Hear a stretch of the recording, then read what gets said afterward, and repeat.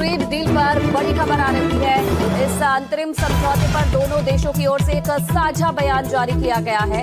इस समझौते पर अगले महीने मुहर लगेगी। बयान की अगर मुख्य बातें बताई जाए तो अमेरिका ने भारत पर टैरिफ 50% से घटाकर 18% कर दिया है। साफ है कि रूस से तेल खरीदने पर टैरिफ लगाया गया 25% टैरिफ भी अमेरिका ने हटा लिया है। अंतरिम ट्रेड फ्रेमवर्क पर भारत और अमेरिका दोनों सहमत हैं, जिसके बाद दोनों देशों के बीच व्यापार समझौते को लेकर आगे की बातचीत शुरू हुई। इस ट्रेड डील को फरवरी 2025 में ट्रंप और पीएम मोदी के बीच हुई वार्ता से सफलता मिली है, जो दोनों के बीच हुई बीटीए बातचीत पर आधारित है। 7%। अब इंडिया को एडवांटेज तो है ना, इंडिया ने एडवांटेज लिया है अमेरिका के सामने कि जी हमारा 18% कर दो, पाकिस्तान का 19% कर दो, ताकि हम दुनिया को, अपने इंडियंस को ये बताते चलें कि देखो जनाब, देखो भैया, हमने डील कर ली, हमने, मोदी ने डील कर ली। ये बेसिकली 18% जो है that was to basically for the domestic audience, वरना ये 16% होती, 17% होती, 15 होती, 15, 16, 17, 14 होती अगर बहुत ज्यादा होती। लेकिन ये 1% जो किया है, हाउ दे डिड इट, क्या ये जो 500 अरब डॉलर की बात है, क्या ये उसके जरिए किया गया है कि हाँ हम तुम्हें 500 अरब डॉलर तुमसे लेंगे? उसने कहा चलो इनको 1% कम कर दो।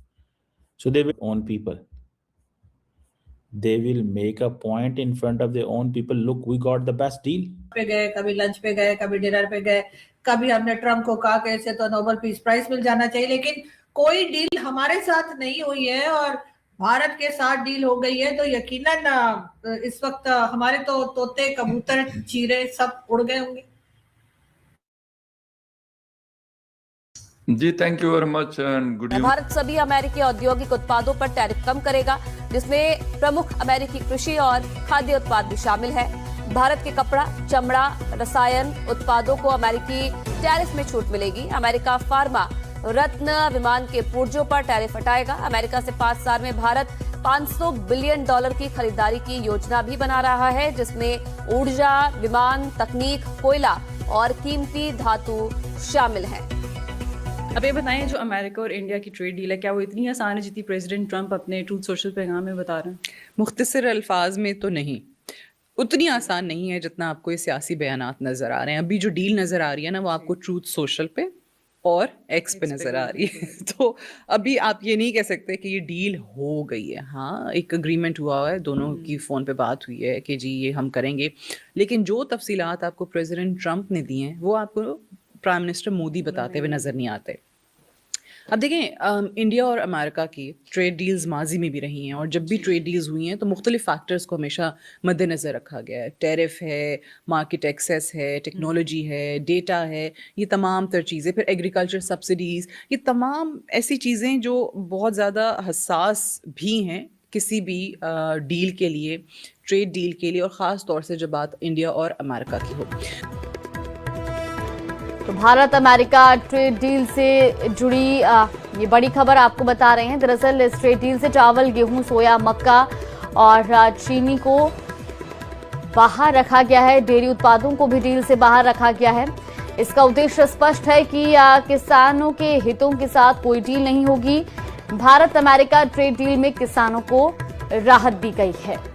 सर्विसेज यानी यहाँ का सामान वहाँ आसानी से जाएगा। हमें एक पूरी लिस्ट तैयार होगी, कौन कौन सी लिस्ट है, कौन कौन से प्रोडक्ट्स हैं।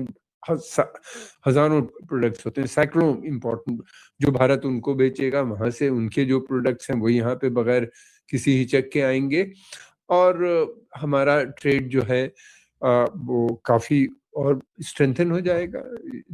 दोनों देशों के बीच में ऑलरेडी 200 बिलियन से थोड़ा कम ही है, लेकिन ये कि लगातार बढ़ता जा रहा है। तो ये ट्रेड मैं समझता हूँ कि इसकी जो पोटेंशियल है वो लगभग $500 बिलियन के हो जाएंगे अगले 5 से 7 साल। Wall told US officials that the Modi government was willing to wait out Trump's term। याद है, इसी छोटे से मंच पर कई बार ये बात हो चुकी है। अबे यार, 1 साल निकल गया, 3 साल बाद तुझे जाना है यार, तेरे जाने के बाद नया निजाम लिखा जाएगा यार। कितने दिन की तू दादागिरी कर लेगा यार, कितने दिन के तू टैरिफ लगा लेगा यार। तेरे जाने के बाद डेमोक्रेट आ गए तो कोई बात नहीं, अगर रिपब्लिकन भी आ गए तो तेरी तरह कोई पागल नहीं आएगा। इसी मन से ये बात होती थी ना। तो ये बात अब सामने साथियों निकल कर आ रही है कि समझा दिया गया था कि राइट टाइम रहो तो कायदे में रहोगे तो फायदे में रहोगे। प्राइम मिनिस्टर मोदी फिर भी खामोश रहते हैं।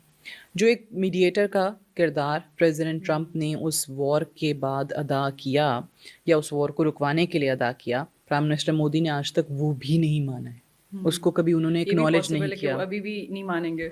एग्जैक्टली, पीछे हट देयर यू जाएंगे। गो। सो मैं ये बात कर रही हूँ कि वो अभी भी उस चीज़ पे नहीं बात कर रहे हैं।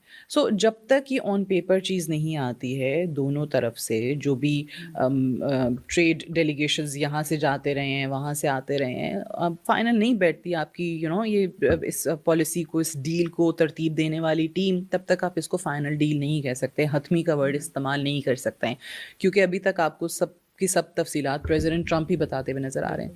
उस वक्त भी कांग्रेस आपको क्या कहती थी, ख़ास तौर से अगर पार्लियामान में, मुझे याद है राहुल गांधी का एक बयान कि प्राइम मिनिस्टर मोदी अगर आप सहमत नहीं हैं प्रेसिडेंट ट्रंप की बातों से, तो आप उठ के कह दें कि प्रेसिडेंट ट्रंप झूठ बोल रहा है, he is lying, what's stopping you.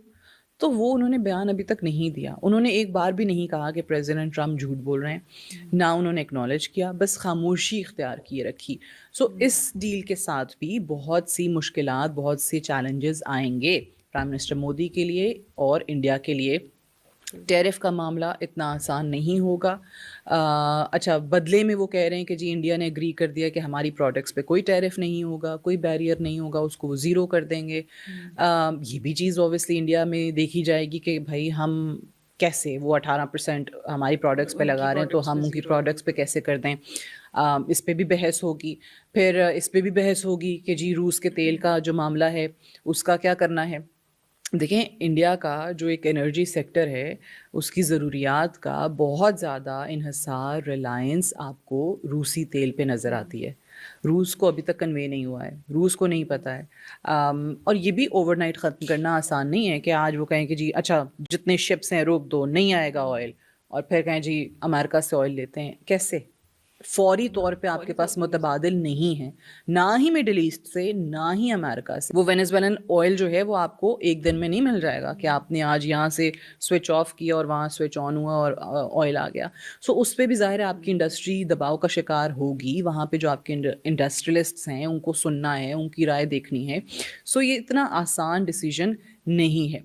फिर इसमें 500 बिलियन इंडिया जी सरमायाकारी करेगा अमेरिका में मुख्तलिफ शोबों के अंदर।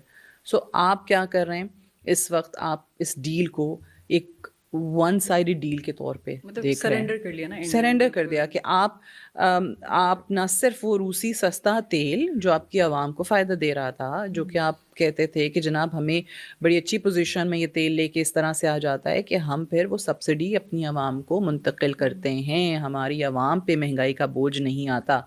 तो इसका मतलब है अब आप आवाम पे महंगाई का बोझ लेकर आएंगे रूसी तेल बंद करके।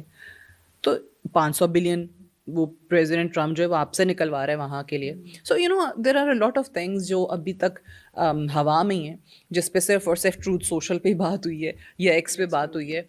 कोई भारत और अमेरिका डील पर दोनों देशों का साझा बयान आ गया है, जिसमें दोनों देशों के बीच समझौता फरवरी में हो जाएगा। और दोनों देशों में जो हुआ है जिसमें भारत ने अपना कृषि और डेयरी दोनों को बाहर रखा है और किसानों के हित में फैसला किया है। और दोनों देशों के बीच 500 बिलियन का कारोबार रहेगा, जिसमें कुछ चीज़ों पर टैक्स 18% रहेगा और कुछ सामानों पर टैक्स घटाकर कम कर दिया गया है। और भारत की तरफ से भी दोनों देशों को व्यापार बढ़ेगा और जिससे दोनों भारत को स्वतंत्र रखा गया है। इसमें भारत किसी से भी तेल खरीद सकता है। और ट्रंप के दावे रूस के बयान के बाद भी फ्लॉप साबित हुए और रूस ने साफ कह दिया कि भारत का अपना अधिकार है, चाहे तेल किसी से भी खरीद सकता है। इसमें भारत अपने जहाँ पर फ़ायदा होगा वहाँ से खरीदेगा। और भारत ने ये साफ कर दिया है कि जिसमें भारत सरकार, भारत का देश का फ़ायदा होगा वहीं से तेल खरीदा जाएगा। इस पर आपकी क्या राय है? अपनी राय कमेंट बॉक्स में ज़रूर दें और चैनल को सब्सक्राइब करना ना भूलें। चैनल को सब्सक्राइब